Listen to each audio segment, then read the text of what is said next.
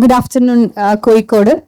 Today I have with a writer who is actually something that which we cannot even dream of. She's a best-selling author and a critically acclaimed author, a combo that you can expect only from very few Indian authors, and especially in the case of writers who are writing fiction and non-fiction. So she has written it all. She started writing with a collection of short stories back in the year 1997, and her latest book has been published recently and is doing really well.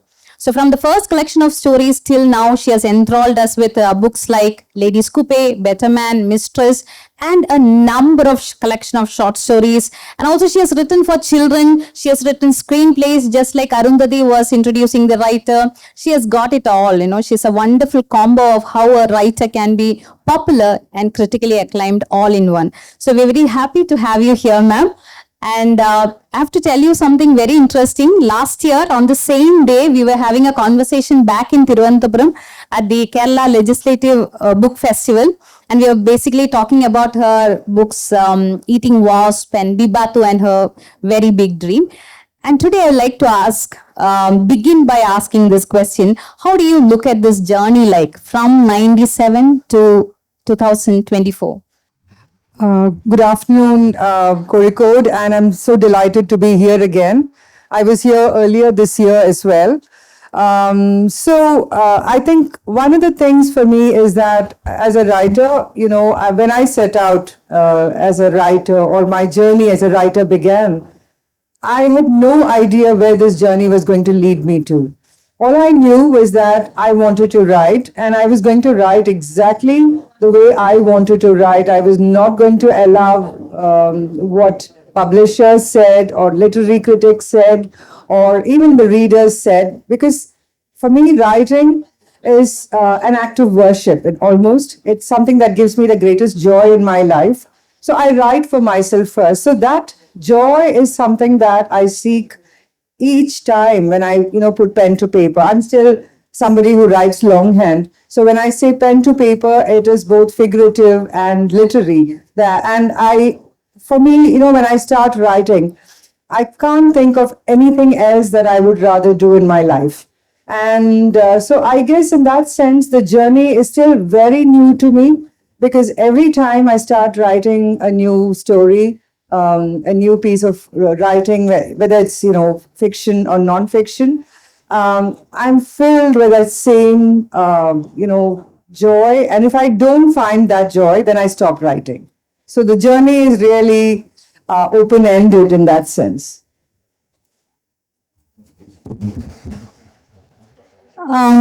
Just when readers and writers, both of them were trying to fit her into a particular genre of writing, she came up with something very interesting in the year 2012 with the first detective, or what you call the crime thriller series. So people were very shocked. The lady who actually wrote a novel like Ladies Coupe has come up with something very interesting like this.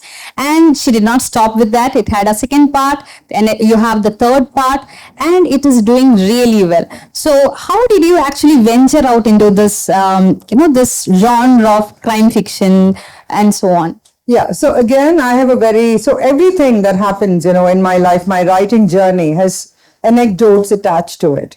So I had finished writing Lessons in Forgetting, and I had done a series of book promotions internationally, so especially in Europe.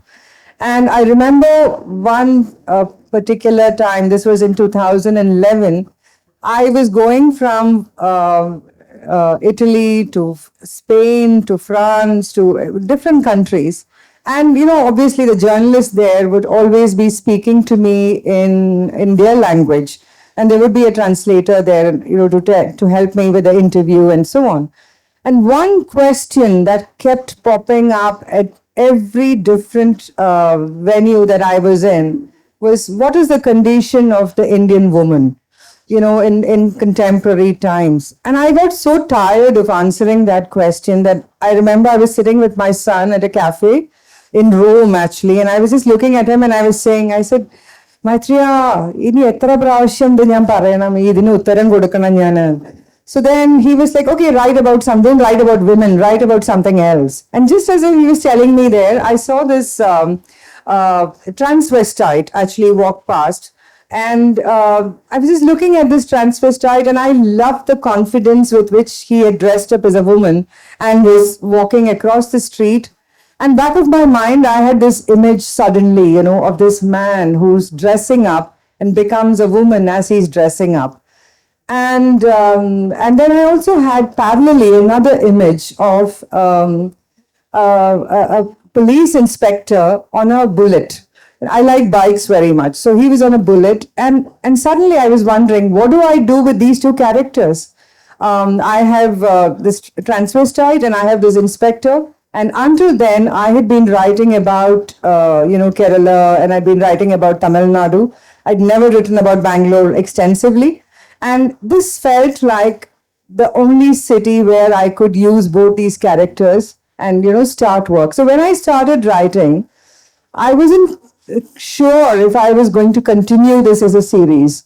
But about 3/4 of the book was done, and suddenly I realized that my character, Inspector Gowda, was somebody who had so much of life in him that I couldn't stop with one book. I needed to take him into other books. And so that's why I have a third book now.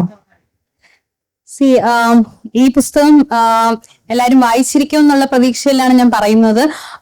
വായിച്ചിട്ടില്ലെങ്കിൽ ഈ പുസ്തകം എന്ന് പറയുന്നത് ഒരു ബാംഗ്ലൂർ അണ്ടർബെല്ലിയുടെ കഥയാണ്. It's a murky underbelly of Bangalore. It talks about crime, it talks about all kinds of things that you consider to be dark. So this is that book, and you have Inspector Gowda solving all these problems. And see, right from the first books, if you have been following Gowda so closely, you will find that you have the first book like Cut Like a Wound, where he was a normal officer, and he has now become an assistant commissioner, which means more adventures, more interesting adventures. So അത്രയും ഒരു എന്താണ് ഇത്രയും compact ആയിട്ടുള്ള ഒരു crime thriller. Somebody has actually described the book as taut crime thriller. അതായത് ഒന്നും അവിടുന്ന് എടുത്ത് മാറ്റാൻ പറ്റില്ല. അത്രയ്ക്ക് എന്താ നമ്മൾ ലിറ്ററേച്ചറിൽ പറയുന്ന പോലെ ലൂസ് എൻഡ്സ് ഒക്കെ ടൈ ചെയ്യുന്ന ഒരു പെർഫെക്റ്റ് പ്ലോട്ട് ആണ്. And this is a standalone book too. Even if you're not familiar with the first two books, you're not familiar with Gowda, you can still enjoy this book. So that is the greatest advantage of all these books.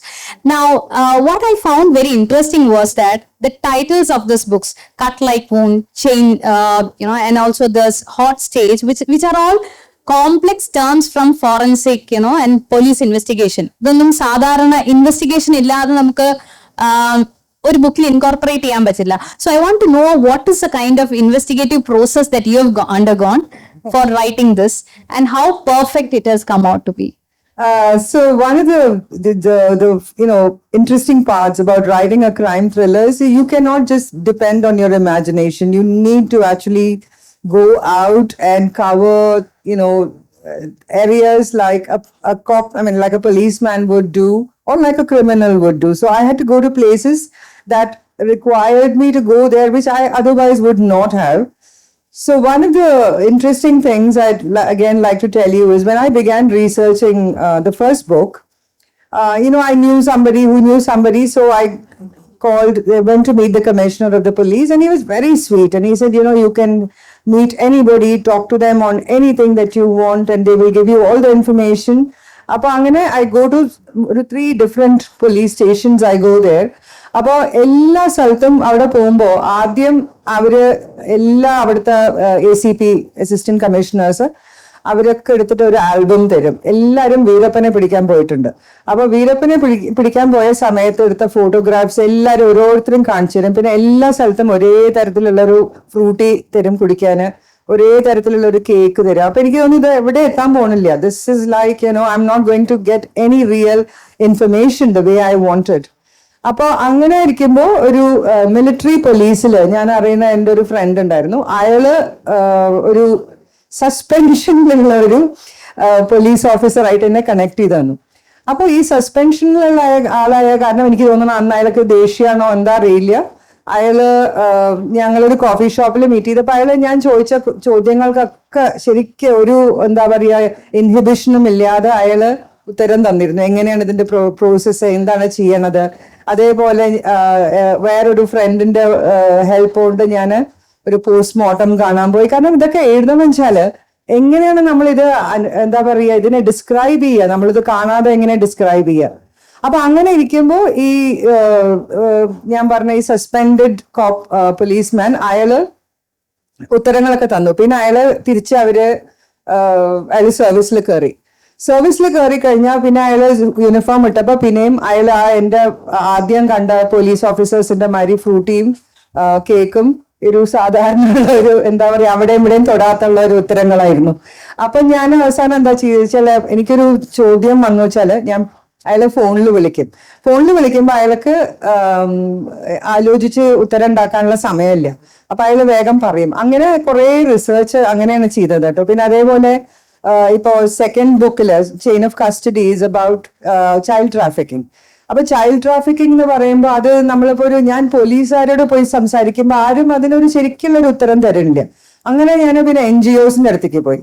അപ്പൊ NGOസിന്റെ അടുത്ത് പോയപ്പോ അവരെന്നെ ദേ started taking me ഇങ്ങനെ റെയ്ഡ്സ് നടത്തുമ്പോ, പിന്നെ railway സ്റ്റേഷൻസിൽ അവര് എങ്ങനെയാണ് അവർ identify ചെയ്യുന്നത്, ഈ കുട്ടി ട്രാഫിക്ഡ് ആണോ അല്ലെങ്കിൽ കൂടെ ഉള്ളത് ശരിക്കും അച്ഛനും അമ്മയാണോ എന്നൊക്കെ ഉള്ളത്.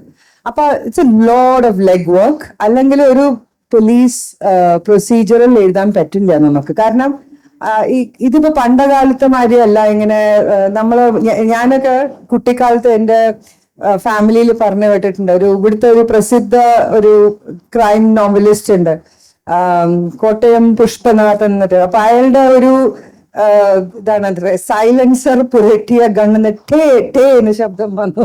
അപ്പൊ ഇങ്ങനത്തെ ഉള്ള ഈ അപാകതകൾ ഉണ്ടാവാൻ പാടില്ല എന്നുള്ള ഇതിലായിരുന്നു ഞാൻ. I wanted my procedural to be like factual more than anything else.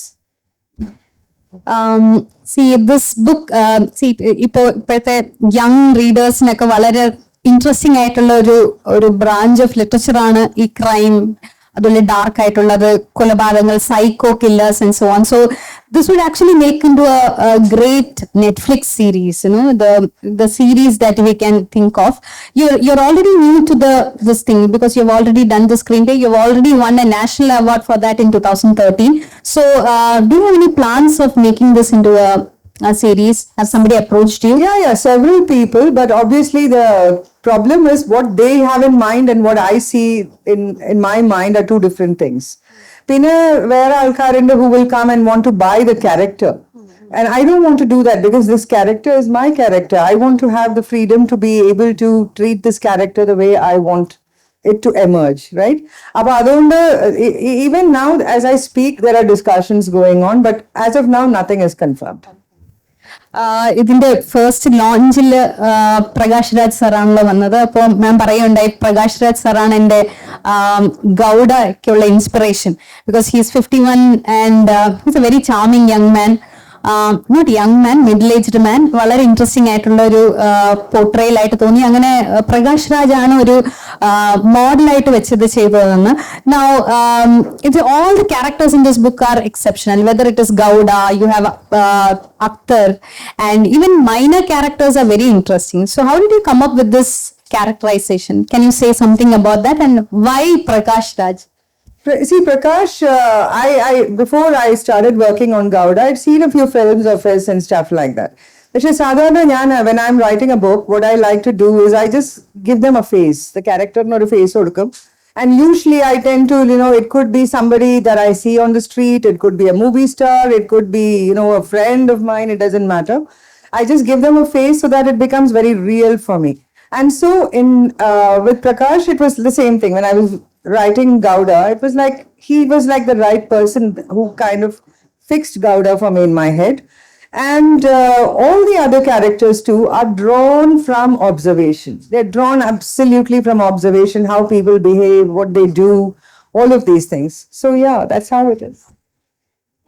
Now, coming to a very interesting comment once made by actor Mammootty പറഞ്ഞതായിട്ട് ശോഭ ഡേ ഒരു ഇന്റർവ്യൂവിൽ പറഞ്ഞതാണ്, that when you actually said I will give you my translations of my books, I will read you instead. അതായത് ഇംഗ്ലീഷിൽ തന്നെ ഒറിജിനലിൽ തന്നെ വായിക്കാമെന്ന് മമ്മൂട്ടി പറയുകയുണ്ടായെന്ന് പറഞ്ഞു. So how did you actually look at your translations? Because you are somebody who is familiar with Malayalam and English, and you've also done translation of this work, Chemmi. Last time we were having a conversation on that, how you did a long research for finding out what exact word goes into it. കാരണം നമുക്ക് ചെമ്മീന് അനിത മാമിന്റെ translation മുമ്പ് നമുക്കൊരു translation ഉണ്ട്. അതില് ഭയങ്കര തമാശയായിട്ടുള്ള കുറച്ച് പദപ്രയോഗങ്ങളൊക്കെ വന്നിട്ടുണ്ട്. പരീക്കുട്ടിയെ കരുത്തമ്മ നീ എന്റെ തങ്കക്കുടമാണെന്ന് പറയുന്നത് അതുപോലെ തന്നെ ട്രാൻസ്ലേറ്റ് ചെയ്ത് വെച്ചിട്ടുണ്ട്, you are my port of gold. അപ്പൊ അങ്ങനെയുള്ള കുറെ തമാശകളൊക്കെ ഒഴിവാക്കി she has done a exceptional translation. So she knows translation too. So how do you look at your translations? So with Malayalam, I read the translation. Karanam, the difference is that ഇപ്പോൾ ഞാൻ എഴുതുന്ന കേരളം വള്ളുവനാടൻ കേരളമാണ്. അപ്പോൾ അവിടുത്തെ ചില പ്രയോഗങ്ങളൊക്കെ വളരെ വ്യത്യാസത്തിലാണ് പറഞ്ഞപ്പോൾ തെക്കുന്ന് വരുന്ന ആൾക്കാർ എഴുതുമ്പോൾ. അപ്പൊ അതുകൊണ്ട് ഞാൻ മലയാളം ട്രാൻസ്ലേഷൻ വായിക്കും. കാരണം since I know the language and I know എന്താ പറയാ the sensitivity of the language. പക്ഷെ ഇപ്പൊ ബാക്കിയുള്ള ഭാഷയിൽ ഇപ്പൊ യൂറോപ്യൻ ലാംഗ്വേജസിലൊക്കെ വരുമ്പോ എനിക്ക് ഒന്നും അറിയില്ല എന്താണ് അതിന്റെ ഒരു ഇത്. ഞാൻ ചിലപ്പോ ആദ്യമൊക്കെ എനിക്ക് ഭയങ്കര പേടിയായിരുന്നു, ഇങ്ങനെ ഞാൻ എഴുതിയ പുസ്തകം തന്നെയാണോ അവർ ട്രാൻസ്ലേറ്റ് ചെയ്തിരിക്കുന്നത് അല്ലെങ്കിൽ വേറെ എന്തെങ്കിലും പുസ്തകമാണോ എന്നൊക്കെ.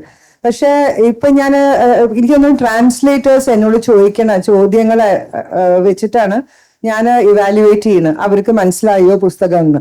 അപ്പോൾ ഇപ്പൊ എന്റെ ഇറ്റാലിയൻ ട്രാൻസ്ലേറ്റർ ഉണ്ട്, അവര് she's very kind of she knows India very well. അതേപോലെ എന്റെ ഫ്രഞ്ച് ട്രാൻസ്ലേറ്റർ, അവര് കേരളത്തിൽ ധാരാളം സമയം സ്പെൻഡ് ചെയ്ത ആളാണ്. അപ്പോൾ ഇവര് രണ്ടാളുടെയും ട്രാൻസ്ലേഷൻസ് ഞാൻ പറയും ബാക്കിയുള്ള ട്രാൻസ്ലേറ്റേഴ്സിനോട്, നിങ്ങൾ ഒന്നല്ലെങ്കിൽ ഫ്രഞ്ച് ട്രാൻസ്ലേഷൻ വായിച്ചു നോക്കൂ അല്ലെങ്കിൽ ഇറ്റാലിയൻ ട്രാൻസ്ലേഷൻ വായിച്ചു നോക്കൂ, നിങ്ങൾക്കൊരു അതിന്റെ ഒരു അണ്ടർസ്റ്റാൻഡിങ് കിട്ടും എങ്ങനെയാണ് ഇതിന്റെ ട്രാൻസ്ലേഷൻ ഹാൻഡിൽ ചെയ്യേണ്ടത് എന്ന്. അപ്പോ കുറച്ചൊക്കെ നമ്മൾ പിന്നെ എന്താ പറയുക ഒരു വിശ്വാസത്തിൽ തന്നെ പോണം, ഇത് കറക്റ്റ് ആണെന്നുള്ള ട്രാൻസ്ലേഷൻ ആണെന്ന്. അല്ല ഇപ്പൊ മറ്റു ഭാഷകളൊക്കെ ഇപ്പൊ ഇറ്റാലിയൻ ഒക്കെ വരുമ്പോഴേക്കും അതിലൊക്കെ മാം അതിന്റെ ഓതന്റിസിറ്റി ചെക്ക് ചെയ്യാറുണ്ടോ? ഞാനിപ്പോ ഫോർ ഇൻസ്റ്റൻസ് ഇപ്പൊ ഇംഗ്ലീഷ് വായിച്ച ആളിപ്പോ ഇറ്റാലിയൻ വായിക്കുക വെച്ചാല് അപ്പൊ അവരോട് ചോദിക്കും what do you think about it, and I let them tell me how it is. അങ്ങനെ ഒരു ഡിപ്സ്റ്റിക് മാർക്കറ്റ് സർവേ ആണ്. മാം ഇവിടെ ഷൊർണൂരിനടുത്ത് മുണ്ടക്കോകൃഷി എന്ന് പറയുന്ന സ്ഥലത്താണ് ജനിച്ചത്. അതുകൊണ്ട് തന്നെ ഗ്രാമങ്ങളെ കുറിച്ചും അതുപോലെ ഇപ്പോൾ ജീവിക്കുന്നത് ബാംഗ്ലൂർ പോലെ ഒരു എന്താണ് റോക്കിംഗ് പ്ലേസിലാണ്. So you have a city life and also a village life. You are familiar with both this, and in one of your interviews you have already said city is like an open space, whereas villages are like village is like an open space, whereas cities have got this layers, it's almost like a layered kind of a thing. And the example that you used was very interesting. Russian doll poleയാണ് അകത്തായിട്ട്, it's a very interesting phrase that you have used. So you're familiar with cities, you're familiar with the concept of village. So when you're writing something, does this influence you? Does your hometown influence you? Does this landscape influence you? Absolutely, because like it's something that I tell the writers I mentor, that the landscape decides who your character is going to be. The landscape decides how they behave. The landscape decides many things about the societal norms that they have to follow. So landscape is so when I'm writing a novel, let's say set in Kerala, ഞാൻ ഒരു fictitious സ്ഥലം create ചെയ്തിട്ടുണ്ട്, കൈക്കുറിശി എന്ന് പറഞ്ഞിട്ട്, which is based on my village Mundakkottukurissi. അത് ഒരു ചെറിയൊരു ഗ്രാമമാണ്, ഇന്നും വളരെ ഒരു ചെറിയ ഗ്രാമം തന്നെയാണത്. അപ്പൊ അവിടെ അതിനെപ്പറ്റി എഴുതുമ്പോൾ അത് ഞാനൊരു എന്താ പറയുക തമിഴ്നാട്ടിനെ കുറിച്ച് എഴുതുമ്പോൾ I can use the same എന്താ പറയാ മോട്ടീവ്സ്. അതേപോലെ തന്നെ ഇപ്പൊ ബാംഗ്ലൂരിനെ കുറിച്ച് എഴുതുമ്പോൾ ഉള്ള മാതിരിയല്ല ഞാൻ ഇപ്പോ കൈക്കുറിശിനെ പറ്റി എഴുതുമ്പോൾ. അപ്പൊ അതുകൊണ്ട് എനിക്ക് ആദ്യം തന്നെ ആ ഡിസ്റ്റിങ്ഷൻ മനസ്സിലാക്കണം. എന്റെ മനസ്സിൽ ഏതാണ് ഈ ലാൻഡ്സ്കേപ്പ്, ആ ലാൻഡ്സ്കേപ്പിൽ ഏതാണ് എന്റെ ക്യാരക്ടേഴ്സ്, അവരുടെ എന്താണ് അവരുടെ പൂർവികം, എന്താണ് അവർ ഇപ്പൊ എന്താണ് അവരുടെ ജീവിതത്തിൽ ചെയ്യുന്നത്. അപ്പൊ ശരിക്കും ഒരു ജീവിക്കുന്ന ഒരു മനുഷ്യനെ പറ്റി നമ്മൾ എന്താ പറയാ ഇൻഫർമേഷൻ ശേഖരിക്കുന്ന പോലെ എന്റെ മനസ്സിൽ ഞാൻ ഈ ക്യാരക്ടേഴ്സിനെ കുറിച്ചൊക്കെ ഇങ്ങനെ ഇതാക്കിയിട്ടാണ് പിന്നെ എഴുതാൻ തന്നെ തുടങ്ങുള്ളൂ. അപ്പോൾ landscape is where it begins. Ma'am പുസ്തകങ്ങൾ എഴുതാൻ തുടങ്ങിയ വർഷം എന്ന് പറയുന്നത് ഡിജിറ്റൽ ഡിസ്ട്രാക്ഷൻസിന്റെ ഒന്നും കാലഘട്ടമല്ല. 97 was we are only taking our baby steps into the world of internet. But now things have changed. We have too much of digital distraction. We are in the age of AI. You have writers depending on AI. You have AI tools replacing so many other things. So it's a very different world that you are inhabiting. So have you ever felt that the reader's response and also the publisher's response, all of them are different from the time when you started? And what changes do you observe? And do you actually believe in the saying that many of them make vayana marichu? No, വായന മരിച്ചു എന്നൊന്നുമില്ല. ഇവിടെ എന്താ പറയാ, നട്ടുച്ചയ്ക്ക് ഇത്ര ആൾക്കാർ ഇവിടെ ഉണ്ട് വെച്ചാൽ അത് വായന മരിച്ചുകൊണ്ടുണ്ടാവില്ലല്ലോ ഇത്. അപ്പോ so definitely yes, I think that digitalization, AI, all that has a huge influence. പക്ഷേ I think when you write literary fiction and you have been around for a while, both publishers and readers recognize what you do. So they don't try and interfere too much. പക്ഷെ ഞാൻ ഉള്ളൊരു problem കാണുന്ന വെച്ചാൽ AI use ചെയ്തിട്ട് ആൾക്കാർ എഴുതുമ്പോൾ എനിക്കിപ്പോ മനസ്സിലാവും, വളരെ ക്ലിയർ ആയിട്ട് മനസ്സിലാവും. ഇപ്പൊ ഒരാൾ ശരിക്കും എഴുതിയതും AI യൂസ് ചെയ്ത് എഴുതിയതും ആ വ്യത്യാസം കാണുമ്പോൾ അത് it's very, I mean somebody who's been practicing this art form for more than 25 years now, I get that. But I'm not so sure if young readers would know the difference. My problem with AI writing is that it's soulless. ഇപ്പൊ ഞാൻ എൻ്റെ ജീവിതത്തിൽ ഞാൻ അനുഭവിച്ച ചില കാര്യങ്ങൾ, ഞാൻ കണ്ട ചില കാര്യങ്ങളൊക്കെ ഞാൻ എൻ്റെ എഴുത്തിൽ അത് എങ്ങനെയെങ്കിലും അതിനൊരു സ്ഥാനം കാണും. പക്ഷെ AI-ന് അതില്ലല്ലോ. AI will write like AI. It cannot write like Anita. That is the difference. See, when you wrote this very interesting work called Where Rain is Born. See, this is one book that I'll always compare with Alexander Freiter's Chasing the Monsoon. കേരളത്തിന്റെ ഈ ലാൻഡ്സ്കേപ്പിനെ കുറിച്ചും കേരളത്തിലെ ഒരു ജീവിതത്തിനെ കുറിച്ചൊക്കെ ഉള്ള ഗംഭീരമായിട്ടുള്ള ഒരു കളക്ഷൻ ഓഫ് എസ്സേസ് ആണ്. So when are you going to come up with another book on Kerala? And also I would like to know, what is your general opinion about the reading public and also the general public of Kerala? Because you're very far away from Kerala at this point of time, though you're connected emotionally. So how do you look at all that? I'm not far away at all. Every 6 weeks I'm here in Kerala. So I'm like living in Bangalore and I'm living in Kerala. So I think, see, the reading public, ഞാൻ പറഞ്ഞില്ലേ, ഞാൻ ചെറിയൊരു village ആണ് മുണ്ടക്കോട്ട് കുറിശ്ശി. അവിടെ ഒരു വായനശാല ഉണ്ട്. Every Sunday there is a program there, something to do with reading or writing or reading or something like that. I think as long as the library council and all that can be like active the way they are, then the reading public will continue to only grow in Kerala. General public, if you ask me, I have my usual problems with Kerala, which is basically about there's too much of interest in what goes on in other lives, morality, police, all of that. The things which sometimes I think Kerala, the problem with Kerala is that it tends to behave like a small town. It doesn't behave like a state. ചെറിയ ഒരു നമ്മളിപ്പോ എന്റെ ഗ്രാമത്തിൽ എന്നെ എന്തെങ്കിലും ഒരു കാര്യം നടന്നാൽ അത് വൈകുന്നേരം ആകുമ്പോഴേക്കും എല്ലാവർക്കും അറിയും അതിന്റെ കാര്യം. അതിന് കുറെ ഇന്റർപ്രിറ്റേഷൻസ് വന്നിട്ടുണ്ടാവും, അതിന് കുറെ വ്യാഖ്യാനങ്ങളൊക്കെ വന്നിട്ടുണ്ടാവും. ശരിക്കുള്ള സത്യം എന്താണെന്ന് ആർക്കും അറിയില്ല. അപ്പൊ അതേപോലെ തന്നെ ആ ഒരു എന്താ പറയാ pattern of behaviour I see that all over Kerala, not just in my village, I see that all over Kerala. അപ്പൊ ബാക്കിയുള്ളവരുടെ ജീവിതത്തില് എന്താ പറയാ ജീവിതത്തിൽ നടക്കുന്ന കാര്യങ്ങൾക്കുള്ള എന്താ പറയാ അറിയാനുള്ള താല്പര്യം എനിക്ക് തോന്നുന്നത് കുറച്ചധികമാണ് കേരളത്തിലെന്ന്. അതെനിക്കറിയില്ല എന്തുകൊണ്ടാണ്. അതിനും എനിക്കൊരു തിയറി ഉണ്ട് കേട്ടോ. കാരണം എന്താ വെച്ചാൽ നമ്മളുടെ state density of population is very high.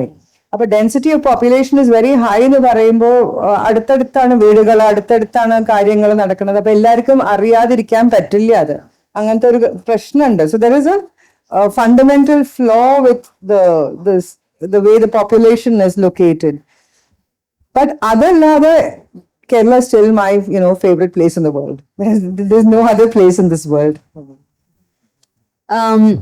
Ma'am, hot stage in the plot, then you have a professor who is actually criticizing the activities of the right wing. He gets murdered. He's believed to be killed, but later on it turns out that he was murdered. So did you have anything in particular in your mind? You were normally, your writers tend to keep politics away, most of them, especially when they are writing fiction. Politically charged ആയിട്ടുള്ള കാര്യങ്ങളൊക്കെ കുറച്ച് മാറ്റി വെച്ച് വളരെ safe ആയിട്ട് ഉള്ള ക്യാരക്ടേഴ്സിനെ വെക്കാനായിട്ട് ശ്രമിക്കാറുണ്ട്. Now, so when you were thinking about this professor being murdered, did you have anything particular in your mind? See, this is the time Gauri Lankesh was killed. Then Dabolkar. So many people, like, this is span of like a few years. There were some 3 or 4 political assassinations. When I started this book, I wanted to touch upon that without actually making it about that. And just to correct you, with my next book, it's a very, very politically charged book. So I've stopped, as a writer, as I get older, I think I want to experiment more with the kind of characters I create. I want to talk about more things than just the interior lives of my characters. Now I've come to this point where my writing cannot be divorced from the world that we are living in. And the world that we are living in is a very, especially the, what is happening in India. And you see there's so much of, kind of polarization happening. So I cannot close my eyes to say that, to that and say that I live in this perfect world and I'll write about my perfect characters. So increasingly, there is a lot of political elements that are creeping into my work. See, some students were doing projects with me. They were searching for women characters of Anita Nair randomly on the internet, and they came up with a very interesting paper. It was titled Theme of Aggressive Women in Anita Nair's novels, and they have actually listed some women as aggressive. So you have Ladies Coupe, then also Better Man. ഇതിലൊക്കെയുള്ള women aggressive ആണെന്ന് പറഞ്ഞിട്ട് ഒരാൾ എഴുതിയിരിക്കുന്ന ഒരു പേപ്പറിനെ കൊണ്ടുവന്ന് കാണിച്ചു. So it is totally one-sided. It is totally pigeonholing into a feminist writer and so on. So ഇങ്ങനെയുള്ള സാഹിത്യ വിമർശനങ്ങൾ, ഇങ്ങനെയുള്ള പഠനങ്ങളൊക്കെ കാണുമ്പോൾ മാമിന് എന്താണ് തോന്നുന്നത്? That they are labeling you as a feminist writer or something like that. അത് ഇപ്പൊ നമ്മളൊരു കുട്ടി ജനിക്കുമ്പോൾ ആദ്യം തന്നെ നമ്മൾ ചെയ്യണം അതിനൊരു പേര് കൊടുക്കില്ലേ? അതേപോലെ തന്നെയാണ് റൈറ്റേഴ്സിനെ അവര് ഒരു എഴുതാൻ തുടങ്ങി ആദ്യം അവരെ പിടിച്ചിട്ട് ഒരു കാറ്റഗറിയിൽ ഇടണം. ഇപ്പോ ഞാന് പിന്നെ ഇപ്പൊ പറഞ്ഞ പോലെ ഇപ്പൊ ഈ അഗ്രസീവ് വിമൻ, ഫെമിനിസ്റ്റ് റൈറ്റിംഗ്, ഞാൻ I never try to do that. It's basically that ആ പ്രത്യേക സൃഷ്ടിക്ക് ഉള്ള ക്യാരക്ടർ അങ്ങനത്തെ ഒരു ക്യാരക്ടർ ആവണം, അല്ലെങ്കിൽ ആ ക്യാരക്ടർ വർക്ക് ചെയ്യില്ല അവിടെ. അപ്പൊ അതുകൊണ്ട് തന്നെ ഞാൻ ഈ ഇങ്ങനത്തെ ഈ പഠനങ്ങൾ കാണുമ്പോൾ I just think it's A very lazy kind of response, because you're not trying to understand what is it that the writer is trying to do, instead of which you're just pigeonholing the writer. So I think, like, whenever I see me being branded as a feminist writer, I'm not saying that I'm a non-feminist writer, but I'm just a writer. A writer writes about everything. My scope of interest is not just feminism, it's multiple things. But I don't like these badges that.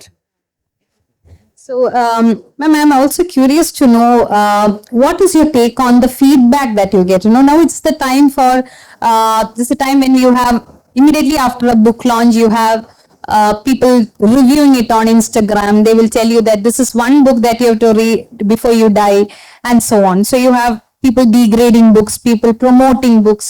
So how do you look at the feedback from the readers? And if it is negative, how do you respond to that? So feedback from readers is always welcome, because you see, one of the reason for that is എനിക്കെന്താ പറയാ, എന്നെ കുറിച്ച് ഇങ്ങനെ പുകഴ്ത്തി പറയാൻ കേൾക്കാൻ വേണ്ടിയിട്ടല്ല. നമ്മളൊരു, as A writer, you are A very very lonely person. You spend a lot of time on your own when you are writing. അപ്പോ ഇപ്പൊ ഞാനിപ്പോ ഒരു പാട്ട് പാടുന്ന ആളോ അല്ലെങ്കിൽ ഒരു ചിത്രം വരയ്ക്കുന്ന ആളൊക്കെ വെച്ചാല് ഞാൻ ചെയ്യണ സൃഷ്ടിക്ക് അപ്പൊ തന്നെ എനിക്കൊരു റെസ്പോൺസ് കിട്ടും. പക്ഷെ എഴുത്ത് എന്ന് പറയുമ്പോൾ നമ്മൾ എത്രയോ മാസങ്ങള്, കൊല്ലങ്ങള് ഒരുമിച്ച് ആരോടും ഒരു ഫീഡ്ബാക്ക് ഇല്ലാതെ ചെയ്യുന്ന ഒരു ഇതാണ് പ്രവൃത്തിയാണ്. അപ്പൊ അങ്ങനത്തെ ഒരു ഇതില് when readers come back and they tell me that they like my work and why they like my work, it makes me happy that ഞാൻ ചെയ്തത് എനിക്ക് മാത്രമല്ല, it's not meaningful just to me, but it's meaningful to a lot of other people. As for negative feedback, yes, it bothers me when I hear it the first time. പക്ഷേ ആദ്യമൊക്കെ ഭയങ്കരമായിട്ട് എന്നെ വല്ലാതെ അത് എന്താ പറയാ ഹേർട്ട് ചെയ്തിരുന്നു. ഇപ്പൊ കുറെ കാലമായില്ലേ, അപ്പൊ ഇപ്പൊ അത്ര ഒരു ഇതൊന്നും തോന്നുന്നില്ല. അത് അവരവരുടെ എന്താ പറയാ വ്യക്തി അഭിപ്രായമാണ്. അവര് they can decide if they like my work or they dislike my work. It's their freedom of choice. Ma'am, we are very curious to know something about your the words that you use, your diction. Anita Nairയുടെ പുസ്തകങ്ങളെ കുറിച്ച് പറയുമ്പോൾ ഏറ്റവും stand out ചെയ്യുന്ന ഒരു കാര്യമാണ് the use of certain words, some expressions, some unique coinages and so on. So there is certainly a lot of influence that has gone into your writing. Maybe writers themselves or things that you have seen, you have heard, your influences in general. So what are your literary influences and from where do you get this pristine, beautiful language? So I'm actually pretty much like a self-taught person because, when I was in college, I dropped out in my third year. So my, teachers have all been books that I've read. And I read a lot. I used to read a lot. Now I have a vision issue, so I don't read as much as I used to. Earlier, I would go through at least about 4 or 5 books in a month. So now it's probably come down to like 1 book a month and so on. So reading has been something that I've been doing right from the time I could start reading. About my literary influences are actually drawn from all the reading that I've done. It's not just a specific writer or a specific book I can, name and say this is a book that changed my life. But what did was all the reading I did, extensively that I read. And I think, I don't know, ultimately there is something called talent. So that is what I think I would put it down to.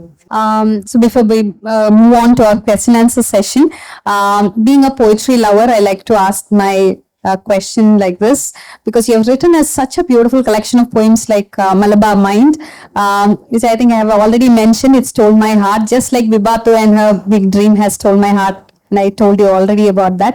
Now, why is that you're not coming up with more poems? Oh, I have a collection of poems. I'm just don't have the time, or I'm way too lazy to put it together into a collection. I have enough book poems to actually bring out another collection. Maybe I should get around to doing it soon. Yeah. You have a great fan following for your standalone poems alone. This Malabar Bind is one of those books that are always on the run in Public Library Trivandrum, because I never find them in the shelf, because people say that it is one collection of poems that is perfect for a Malayali audience. That is what they say. Somehow it resonates. Actually, it's funny because what, in Gujarat, in the Ahmedabad State University, this book is prescribed syllabus, so I'm very surprised at what is it that they see in it, kind of. Also, you must be familiar with the fact that her stories are prescribed for Kerala state syllabus. It's already there. Village Puram is one of those stories that is loved by every child who is studying in 9th standard. And also, it is also in the new textbook, also her extract is there. So, she's she has stolen the minds from very young age to the adults. And I'm sure that you will be having some questions to ask her. We can have a Q&A session for. Any questions? Hello, ma'am. So I read your Ladies Coupe. So my question is that, does Aglanisha get a closure at the end? And is there like an inspiration for her in real life? Like, how did you come up with that character? How did I create Akhilandeshwari? Yes. So Akhilandeshwari, I don't know whether she has closure myself, because I like to leave it to the reader. Each reader has to decide whether she has closure or not, depending on who they are. See, so I wanted it to, in some sense, to be almost like an interactive ending with the reader. Okay. So the reader decides, depending on what they believe in, whether she actually has a second chance at a relationship with Hari, or does she just kind of like, he's probably married and got half a dozen children or whatever and stuff like that. Okay. So Akhilandeshwari was, the reason I created that character was I was working in Bangalore at that time. Okay. And I was the creative director of an advertising agency. And I had this young copywriter there who was a Malayali girl. And she was actually the breadwinner of the family. I mean, she was the only one who had a regular job in that family. But if she got home later than 6:30 in the evening, the entire family would descend on her and, scold her and, to say all kinds of things about, and all those things and stuff like that. So then I was like, it's kind of hit me that here is this woman who is the provider of the family, but because she is a female, because of her gender, she's not being given the respect that she should be given, which was given to like probably the males in the family. So it began from there. Hi, ma'am. My name is Neera, and I'm a huge fan of yours. So, so when you write a novel like The Mistress, it leaves a very, familiar ache towards the end. So, when you start writing like that, do you already have an end in your mind, or does it come to you in between? Not really. I mean, like very loose ending in my head, as in like, how is this going to end? How is the story going to end? Is it going to be like where everybody is happy, or and even if I have an ending in my mind, as I write towards the end of it, I realize that the ending probably is something that is organically drawn from what has happened before. So yeah, it's not like a premeditated ending. Hello, ma'am. You were talking about how you cannot dissociate yourself from the socio-political realities, how they sort of creep into your work. So my question to you is it every writer's duty to address the socio-political conditions? Is it a duty that they need to or should perform? Or do you think it's a choice that they can just choose or leave it? I think it's a choice. Because ultimately, you cannot dictate what you're going to be writing and how you're going to be writing, because then it becomes like a polemic. So here it is artistic work, and there is an artistic process that is attached to it. So there are writers who feel the need to incorporate or even integrate, socio-political commentary into their writing. And then there are writers who want to completely like ignore it and not write about it at all. But I'm unable to do that anymore. So earlier, when I was talking about the socio-political dynamics within a family, but now it's not just the family; it's also the external world, because the external world has become so very different from the world that I inhabited 2 decades ago. It's no longer that world. For a lot of you young people here, you wouldn't even know the difference of what in India was once upon a time. To you, this is your reality. But for me, it is a reality that is just kind of like forced into my life. And so I cannot divorce myself from that, and it comes into my writing. But it's a choice. I truly believe it's a choice that every writer should make. Anita, have you got any novels unfinished and left behind, kept in cold storage? Actually, I don't have anything in cold storage, and sometimes people ask me, they'll say, there's something unwritten in your top drawer which you would like to give us or something. I say, no, everything that I've written, it's been published. Even like I have a new book coming out next year. And that is a collection of very, very politically driven stories. It's what I would call state of the nation. So it's about the state of the nation in the last 10 years. And some of these stories were originally written as audio stories. But now I've kind of like resuscitated them and turned them into, a collection of stories. So cold storage, nothing.